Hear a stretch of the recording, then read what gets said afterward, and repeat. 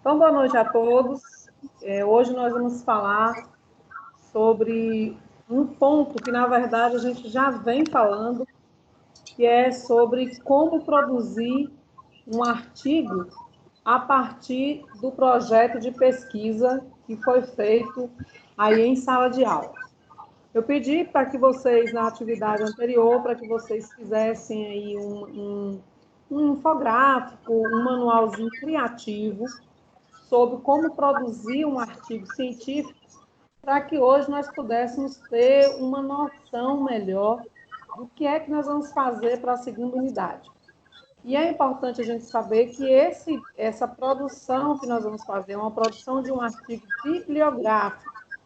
E o nosso projeto, ele foi um projeto de aplicado, né? Envolveu uma metodologia aplicada, ou seja, no nosso projeto nós planejamos os projetos de vocês todos aí, acho que não teve nenhum bibliográfico, vocês planejaram desenvolver isso na prática.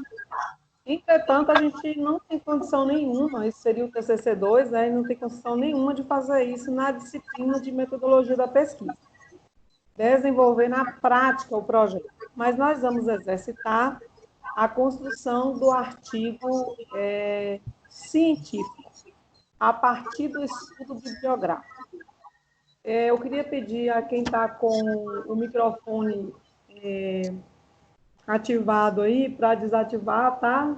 Quando vocês forem falar, e vocês ativam o microfone, porque está tendo interferência aí de outros sons, só para ficar fácil aí para vocês discriminar aí o que está sendo dito.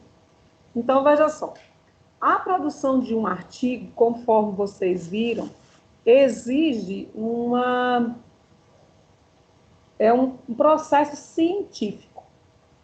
Um processo científico ele é dotado de métodos, de procedimentos específicos, que precisam de etapas que precisam ser cumpridas. Tem um rigor científico. O projeto, o artigo, ele não pode ser prejudicado pelo rigor científico na medida em que ele não permite flexibilidade, múltiplas interpretações, mas ele também não pode ser desprovido de rigor científico. Ou seja, precisa achar aí um ponto de equilíbrio. Senão, o projeto, né, adquire a cara de um relatório, né, muitos artigos científicos parecem mais relatórios, descrição de como as atividades foram desenvolvidas. O artigo científico, ele apresenta uma concepção que é resultante de uma análise que foi feita cientificamente. Então, não tem nada de achismo, não tem nada tudo é científico. Os pareceres que vocês emitirem, eles são construídos a partir do posicionamento dos autores. Eu sempre falo assim, é como se o artigo científico é como você sentar à mesa com vários autores e eles fossem colocando os posicionamentos deles a respeito de um determinado tema, né, com um foco num foco específico, e você fosse tentando compreender o que eles estão dizendo, se eles se opõem em algum momento, como que eles se complementam, os destaques que eles dão às discussões. Então, é isso aí. Eu sempre falo isso, na prática, para mim, é você sentar à mesa com outros autores e você ter serenidade para captar o que eles estão dizendo e estabelecer uma relação com o seu objeto de estudo. Isso um artigo científico. Mas eu vou compartilhar aqui uma tela com vocês, onde eu procuro fazer um passo a passo. É interessante vocês saberem que não existe receita, tá? Não tem uma receita de como fazer um artigo científico. Existem alguns passos que podem e devem ser seguidos, que não podem ser omitidos, né? Mas que não é. Isso varia de revista para revista, de faculdade para faculdade. Por isso, aí eu coloquei aí no título, né, produção de artigo científico bibliográfico, eu escrevi bibliográfico, para que vocês entendam que não haverá aí a parte prática, ninguém vai fazer entrevista, questionamento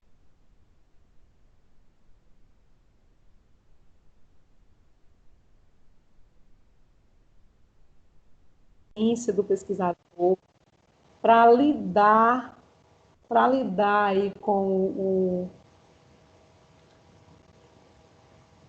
para lidar com o sujeito da pesquisa, para garantir que os direitos dele, né, e se prevenir também.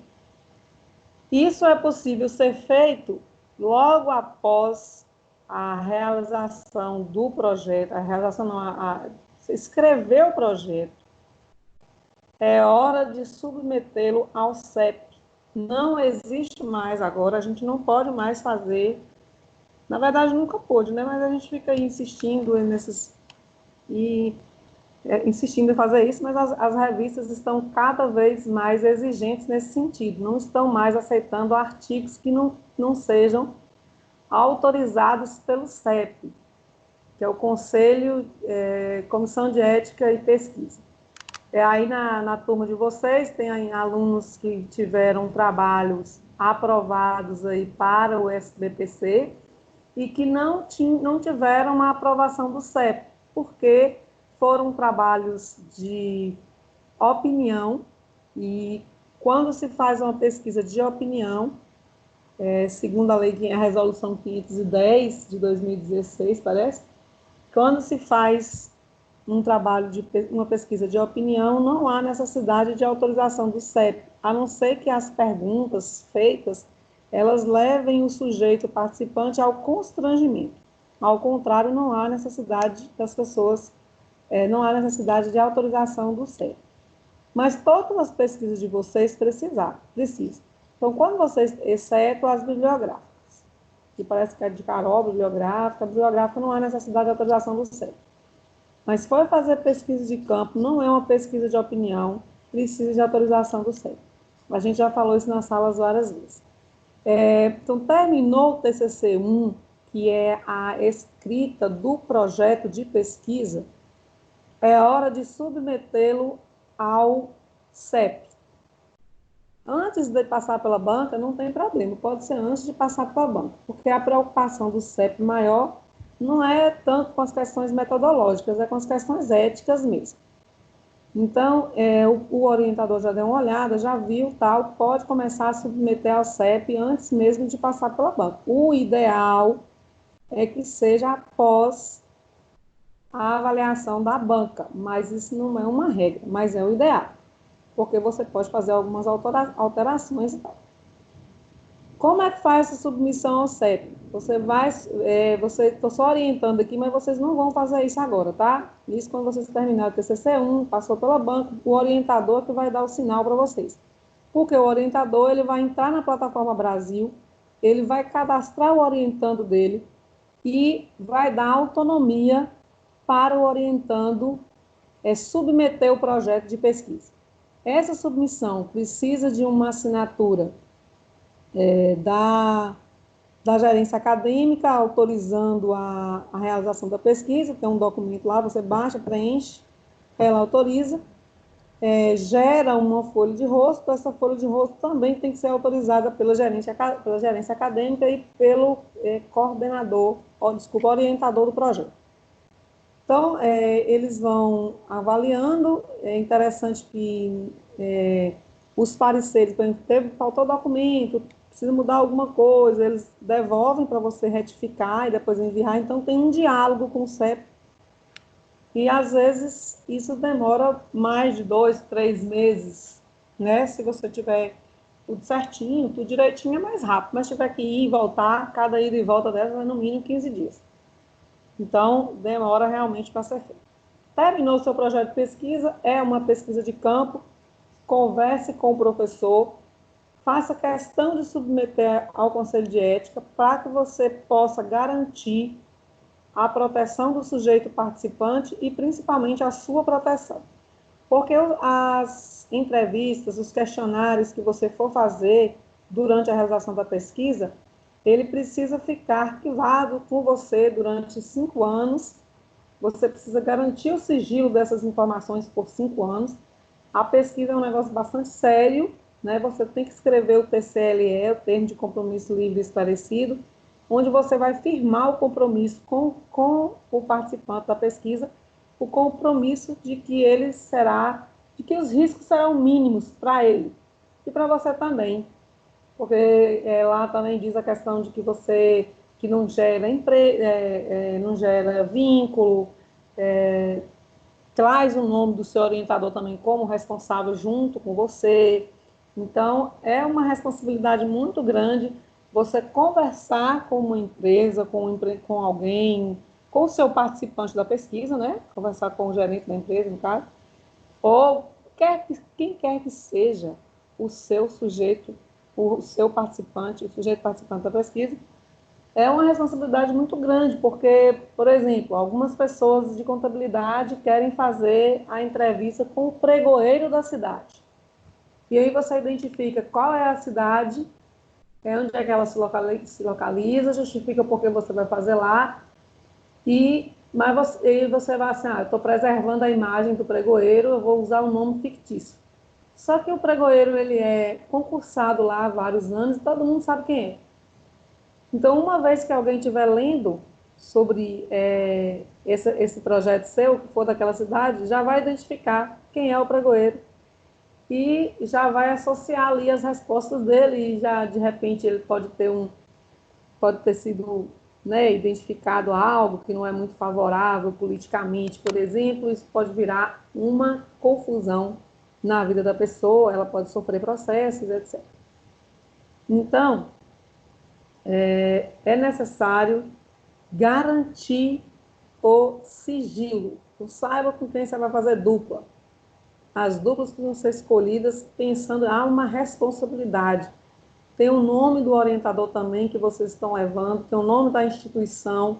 Não se faz pesquisa em seu nome, você está fazendo a pesquisa em nome da instituição, certo? Então, até a forma como você vai abordar o sujeito participante denuncia muito sobre você, sua postura, a forma como você, né, se coloca diante de alguém para fazer uma entrevista, denuncia muito sobre sua bagagem, sobre o professor que te orienta, denuncia muito sobre a instituição que você representa. Então, é uma questão de muita responsabilidade, tá? Fazendo uma prévia aí sobre pesquisa no geral, já que vocês já estão aí com o TCC, o projeto de pesquisa pronto, e vocês podem desenvolver isso no TCC1 ou fora do TCC1, caso o professor queira orientar você. Você não tem que fazer só o projeto de pesquisa, só o TCC1 na faculdade. Você pode desenvolver outras pesquisas, participar de projetos de iniciação científica, como tem o observatório. Os alunos do AGESTAR estão desenvolvendo pesquisa. Vocês podem fazer fora, além, né, do TCC1 e do TCC2. Mas vocês estão sendo preparados e pensando no TCC1 e no TCC2. Portanto, é importante que vocês saibam, independente de onde vocês estejam fazendo, dessa responsabilidade. Não é uma coisa simples. Fugir do conselho de ética, além de errado, o risco é muito alto. Porque o conselho de ética é que vai te cercar dos cuidados necessários para que você se previna e garanta também os direitos os cuidados necessários à proteção do sujeito participante. Ele assinou um termo onde você garante que existirá o anonimato e você assina junto com ele esse termo. Ele fica com a cópia, você fica com a outra e ele ele se sente mais protegido. Também tem aquela questão de que a pesquisa, muitas vezes, o pesquisador, na verdade, ele trata o sujeito participante, o participante da pesquisa, como uma cobaia. ele quer saber algumas informações, quer avaliar encontrar a resposta para um determinado problema que ele visualiza. E aí ele vai lá, faz a entrevista, o questionário, aplica o instrumento, né, escolhido, as observações, o que for, e ele não retorna à empresa, à instituição, para dar um retorno. Isso precisa ser previsto, precisa ser pensado, porque a pesquisa de nada vai servir se não for para melhorar a vida a pesquisa aplicada. Ela precisa servir para melhorar a vida das pessoas em sociedade. Ela precisa melhorar o conhecimento acadêmico, não só seu, mas de toda a academia, certo? Então, existe uma função social que precisa ser respondida. Mas, dito isso, vamos então para aí alguns passos. Eu coloquei aqui passo a passo. São alguns passos. Eu vou registrar aqui no slide e depois eu estou compartilhando uma tela com vocês, então eu estou achando aqui que vocês estão vendo essa tela aí do PowerPoint, tá? Primeiro passo para a produção do artigo é você organizar os tópicos na ordem do manual, tá? Eu vou colocar aqui, organizar os tópicos na ordem do manual da sua instituição, no caso da UniFG, Manual de Trabalhos Acadêmicos. Todo mundo vai pegar lá os tópicos que precisam ser contemplados no TCC2, tá? E você vai organizar, salvar, baixar esses tópicos. Se você está fazendo, não é para um TCC1, você está fazendo uma pesquisa que você quer submeter a uma revista, veja lá quais são os tópicos, a estrutura, como é que esse artigo vai se estruturar, certo? Para você já ir preenchendo os tópicos lá, porque às vezes, por exemplo, agora no SPPC, só que o resumo tinha lá a quantidade de palavras, com espaços ou sem espaços, a quantidade não é palavras que eu quero dizer, de caracteres, né? Com espaços, alguns contam com espaço, outros contam sem espaço, você precisa saber disso. Você precisa saber quais são os tópicos que você precisa responder. Vai ter introdução, qual é a estrutura? Organizar os tópicos é saber a estrutura do seu TCC.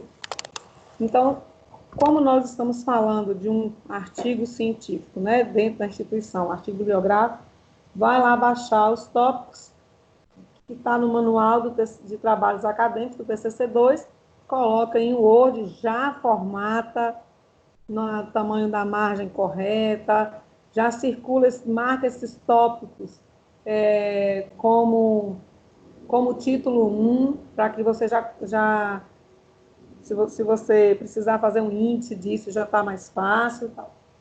Então, vamos lá.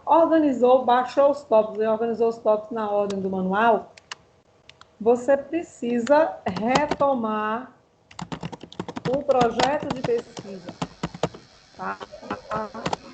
O seu projeto de pesquisa. Aquele que foi construído em sala de aula. Ou seja, você vai pegar o seu projeto de pesquisa. Professora? Oi.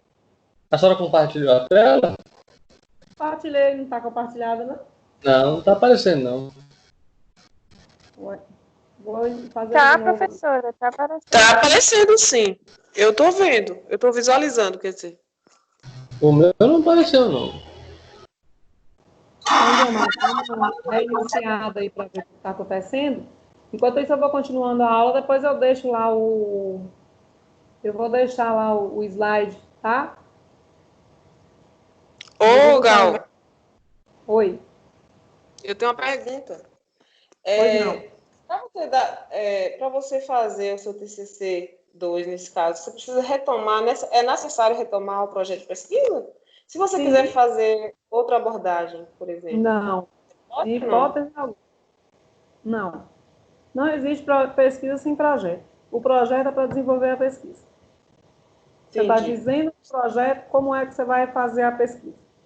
Então, terminou seu projeto, submete ao CEP, recebeu autorização, vai desenvolver aquela pesquisa na forma como ela foi planejada e autorizada pelo CEP.